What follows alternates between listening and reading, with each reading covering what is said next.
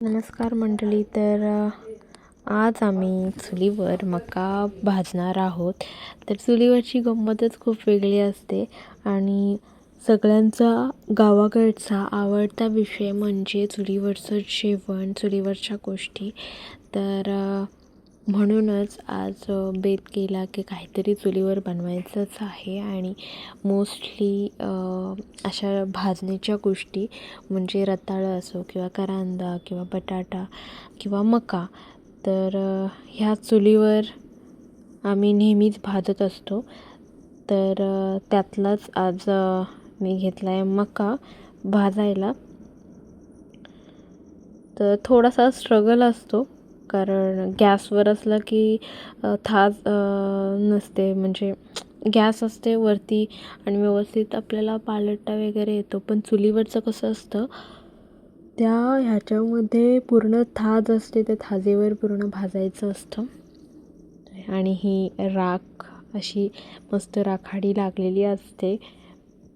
पण ते जे जेवण बनवताना अजिबात घाण वाटत नाही.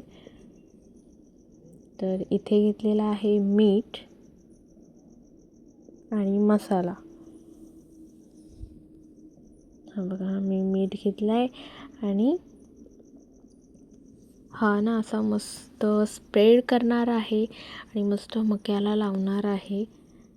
तर पावसाळ्यात भुट्टा खायची मजा असते, पण हिवाळ्यातसुद्धा तितकीच मजा असते आणि मोस्टली चुलीवरचं बनवलेलं खायला खूप मजा असते.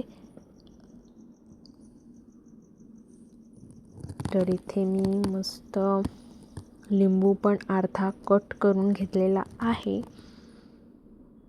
आपण ना आता मसाला मस्तपैकी लावून घेऊ, मसाला मीठ.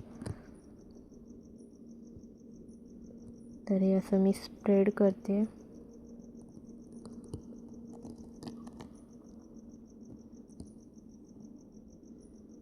आणि आता आपल्याला ह्याच्यामध्ये लिंबू असा लावून घ्यायचा आहे.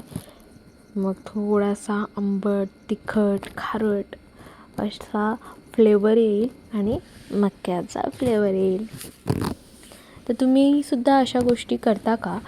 म्हणजे चुलीवर मी जसं रताळे किंवा करांदा, बटाटा, कधी कांदा पण आम्ही भाजतो. तर अशा गोष्टी तुम्ही पण भाजता का? तर ही व्हिडिओ बघून तुम्हाला जर तुमच्या लहानपणीची गोष्ट आठवली असेल तर नक्की लाईक करा आणि व्हिडिओ आवडल्यास लाईक करा, शेअर करा, सबस्क्राईब करा आपल्या चॅनलला जर कोणी तुम्ही नवीन असाल. आणि जितकं शेअर करता येईल तितकं करा. खूप छान झालं.